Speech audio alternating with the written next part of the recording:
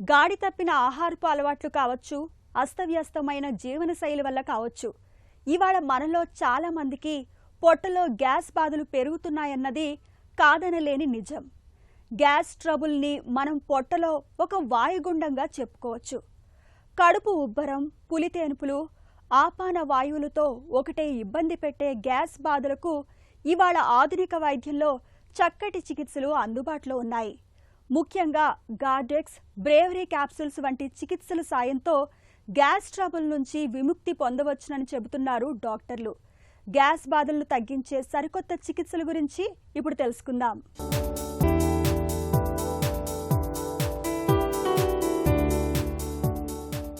మనం తీసుకున్న ఆహారం నోటిలో బాగా నమలబడి ఆ తర్వాత గొంతు నుంచి ఆహార నాళం ద్వారా పొట్టలోని జీర్ణాశయంలోకి చేరుతుంది.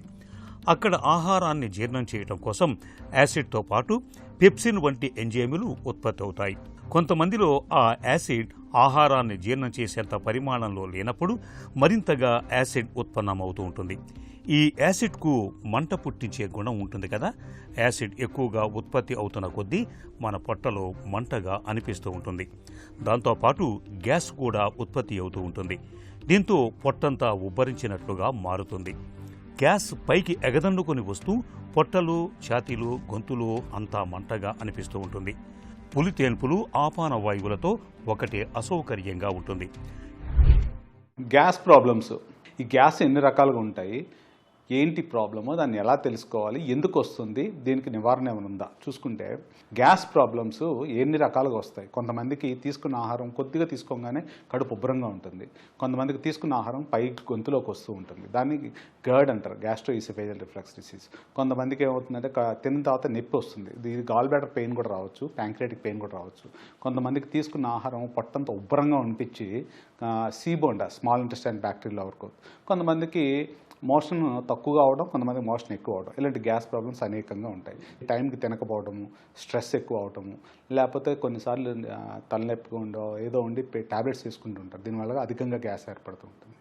సరే, దీనికి తోడు మనం తీసుకున్న ఫుడ్, మసాలా ఫుడ్ కానీ, స్పైసీ ఫుడ్ కానీ, లేకపోతే మనం తీసుకున్న ఫుడ్లోనే అడాల్టరేషన్. చాలా మటుకి మనం కారం అనుకుంటాం ఎర్రగా ఉంటే, దాంట్లో ఎన్నో రకాల కల్తీ ఉంటుంది. ఇవి కూడా కంట్రిబ్యూట్ చేస్తుంది. ఒకప్పుడు చిన్నప్పుడు పొద్దున్నే లేచి ఇడ్లీ తినాలంటే మనకి టైం లేకపోతే ఎప్పుడో ఊరగాయ పచ్చడి ఉంటే దాంట్లో కొద్దిగా పెరుగు ఇలా కలిపేసి మనం తినేసేవాళ్ళం. అప్పుడు గ్యాస్ లేని ప్రాబ్లము. వాడు కొత్తగా అదే ఉట్టి ఊరగాయ పచ్చడి మనం అన్నంలో కలుపుకు తింటుంటే అధికంగా గ్యాస్ వచ్చేస్తుంది. ఎందువల్ల వస్తుంది అంటే దాంట్లో యాడ్ చేసిన ఇంగ్రీడియంట్స్, దానివల్ల అధికంగా గ్యాస్ ఫామ్ అవుతుంది. ఇదొకటే కాకుండా హెచ్ పైలోరీ ఇన్ఫెక్షన్. ఈ రకంగా చాలామంది చాలా రకాలుగా ఇబ్బంది పడుతుంటారు. గ్యాస్ ట్రబుల్ సమస్యకు ఎన్నో కారణాలు కనిపిస్తాయి. కొద్దిపాటి ఖాళీ కూడా మిగల్చకుండా పొట్ట పగిలేలా తినటం, తిన్న వెంటనే పడుకోవటం, కొవ్వు పదార్థాల్ని ఎక్కువగా తీసుకోవటం, ఉప్పు, కారం, మసాలా పదార్థాల్ని అతిగా తీసుకోవటం, అతిగా ఆందోళన పడటం, ఒత్తిడికి గురవటం, ఇవన్నీ పొట్టలో గ్యాస్ బాధల్ని పెంచుతాయి. ఆహార నాళం, జీర్ణకోశంలోకి ఈ రెండూ కలిసే జంక్షన్లో ఒక మూత లాంటి నిర్మాణం ఉంటుంది. ఈ మూతను వైద్య పరిభాషలో జీఈ జంక్షన్ అని పిలుస్తారు. ఒకసారి జీర్ణకోశంలోకి వెళ్లిన ఆహారాన్ని మళ్లీ పైకి రాకుండా జీఈ జంక్షన్ మూత అడ్డుగా నిలుస్తుంది. అయితే కొన్ని సందర్భాల్లో అది బలహీనంగా ఉండటం వల్ల గొంతులోకి ఆహారపు మెతుకులు రావటం, దాంతోపాటు యాసిడ్ ఎగదన్నుకు రావటంతో గ్యాస్ బాధలు, ఛాతీలో మంట వంటి ఇబ్బందులు పెరుగుతూ ఉంటాయి. కొన్నిసార్లు మనం నిత్యం మింగే మందుల మూలంగా కూడా గ్యాస్ ట్రబుల్ సమస్యగా మారుతూ ఉంటుంది. గ్యాస్ ట్రబుల్కు కారణాలను పసిగట్టేందుకు, యాసిడ్ లెవెల్స్ని తెలుసుకునేందుకు ఇవాళ పీహెచ్ మానోమెట్రీ, బ్రేవో క్యాప్సూల్ వంటి అధునాతన పద్ధతులు అందుబాటులోకి వచ్చాయి. కొంతమందికి షుగర్ అధికంగా ఉండటం వల్ల HbA1c చాలా ఎక్కువ ఉండటం వల్ల వాళ్ళకి ఈ immunocompromised infections, candida, oesophageal candida ఉంటాయి. అవి కూడా మంటలాగా వస్తూ ఉంటుంది. ఒక పేషెంటు 32 years, ఆమె ఏంటి, వాళ్ళ హస్బెండ్ చనిపోయారు. ఆవిడకి ఏంటి, తింటుంటే ఇక్కడ పట్టేసినట్టుగా అనిపించింది. 32 ఏళ్లకి ఫుడ్ అక్కడ ఆగిపోతుంది అని చెప్పినప్పుడు ఎండోస్కోపీ చేస్తే స్టేజ్ 3 క్యాన్సర్. 32 yearsకే మామూలుగా ఇంటికి వెళ్ళి పనిచేసుకున్న పేషెంట్కి ఎందుకు స్టేజ్ 3 క్యాన్సర్ ఫుడ్ పైప్లో వచ్చింది? సో ఈ వీళ్ళలో ఏంటి, H pylori infection. Chronic acid exposure. So దీని గురించి విదేశాల్లో ఏం చేస్తామనంటే స్క్రీనింగ్ అని చెప్పి ఎండోస్కోపీ చేసి దాంట్లో ఒకసారి కనుక మనకు ఎక్కువ హెచ్ పైలరీ ఇన్ఫెక్షన్ లేదనో లేకపోతే యాసిడ్ ఎక్స్పోజర్ తక్కువ ఉందనో బ్యారెట్స్ ఇవన్నీ ఎక్స్క్లూడ్ చేసుకోగలిగితే ఈ క్యాన్సర్ ప్రివెంట్ చేయగలం. గ్యాస్ ట్రబుల్ బాధలు తీవ్రంగా ఉన్నప్పుడు కొన్ని ప్రత్యేక జాగ్రత్తలు తీసుకోవటం ద్వారా గ్యాస్ బాధల నుంచి ఉపశమనం పొందవచ్చు. గ్యాస్ ట్రబుల్కు అప్పుడే తయారు చేసిన మజ్జిగని తీసుకోవటం ఒక మంచి పరిష్కారం. మజ్జిగకు క్షార గుణం ఉంటుంది. ఇది కడుపులోని యాసిడ్తో కలవగానే దాన్ని పూర్తిగా నిర్వీర్యం చేస్తుంది. ఫలితంగా ఆమ్లం తన ప్రభావాన్ని కోల్పోతుంది. అయితే ఇందుకు పులిసిన మజ్జిగ కాకుండా అప్పటికప్పుడు తయారు చేసిన మజ్జిగను తీసుకోవాలి. పులిసిన మజ్జిగకు క్షారగుణం కన్నా ఆమ్ల గుణం పెరుగుతుంది. దీంతో గ్యాస్ బాధలు తగ్గకపోగా మరింతగా తీవ్రం కావచ్చు. తాజా పెరుగు, తియ్యటి పెరుగు కూడా గ్యాస్ బాధల నుంచి మంచి ఉపశమనాన్ని కలిగిస్తాయి.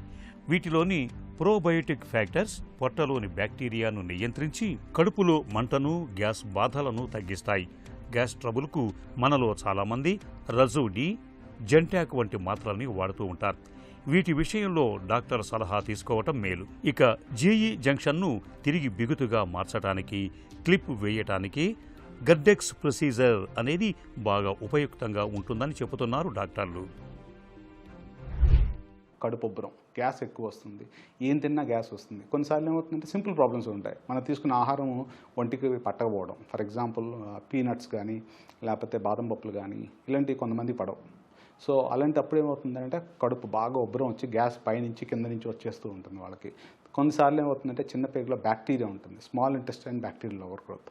ఇది ఎలా తెలుసుకోవచ్చు, ఏం చేయాలి? దీని గురించి చెప్పాలి అని అంటే హైడ్రోజన్ డెత్ టెస్ట్ అని ఉంటుంది. ఏం లేదు, కొంత లిక్విడ్ లాంటిది ఇచ్చి వాళ్ళకు ఒక ట్యూబ్లోంచి ఊదమని చెప్తూ ఉంటాం. ఊదినప్పుడు ఏమవుతుందంటే మనం తీసుకోవాల్సిన ఫుడ్ బాడీకి అంటకుండా బ్యాక్టీరియా లోపల తీసుకుంటే ఒక రకమైన గ్యాస్ వదులుతుంది. అది మనం గాలి ఊదేటప్పుడు హైడ్రోజన్ డెత్ టెస్ట్లో ఆర్ మీథేన్ డెత్ టెస్ట్లో అది తెలుస్తుంది అన్నమాట. దీన్ని సీబు అంటారు అన్నమాట, small intestine bacterial over growth. ఈ పర్టికులర్ పేషెంట్స్కి కొన్ని రోజుల పాటు యాంటీబయాటిక్స్ లాంటివి ఇస్తే వాళ్ళకి బెటర్ క్యూర్ ఉంటుంది. ఇది ఎలా తెలుసుకుంటానంటే పేషెంట్స్, మీరు ఏదైనా యాంటీబయాటిక్ వేసుకున్నప్పుడు ఈ కడుపు ఉబ్బరం తగ్గుతుందా అంటే అవును సార్ అంటారు. సో అలాంటప్పుడు ఇలాంటి పర్టికులర్ టెస్ట్. లేకపోతే కొంతమందిలో వీట్ పడకపోవడము, లేకపోతే మిల్క్ పడకపోవడము, లాక్టోజ్ ఇంటాలరెన్స్, ఇవన్నీ కడుపు ఉబ్బరం వస్తూ ఉంటుంది. గ్యాస్ ట్రబుల్తో బాధపడుతున్నప్పుడు జీవనశైలిలో కొన్ని ప్రత్యేకమైన జాగ్రత్తలు తీసుకోవాలి. ముఖ్యంగా వేళకు తినాలి. చిన్న చిన్న మోతాదుల్లో ఎక్కువసార్లు తినటాన్ని అలవాటు చేసుకోవాలి. పొద్దుపోయాక తినకూడదు. రాత్రి భోజనాన్ని పెందరాళ్లే ముగించాలి. రాత్రిపూట చిరుతిండ్లకు దూరంగా ఉండటం మేలు. బరువును అదుపులో ఉంచుకోవాలి. పొగ, మద్యం వంటి అలవాట్లను మానుకోవాలి. పక్క మీద ఎడమవైపు తిరిగి పడుకోవాలి. కుడివైపు తిరిగి పడుకున్నప్పుడు ఆహార నాళం స్పింక్టర్ తెరుచుకొని ఆహార పదార్థాలు, పొట్టలోని ఆమ్లం వెనక్కు తన్నుకు వచ్చే అవకాశాలు ఉంటాయి. తల కింద కాస్త ఎత్తుగా ఉండేలా దిండును అమర్చుకోవటం మేలు చేస్తుంది. గ్యాస్ బాధలు మరీ తీవ్రంగా ఉన్నప్పుడు కొంతకాలం డాక్టర్ పర్యవేక్షణలో తగిన చికిత్స తీసుకోవాలి.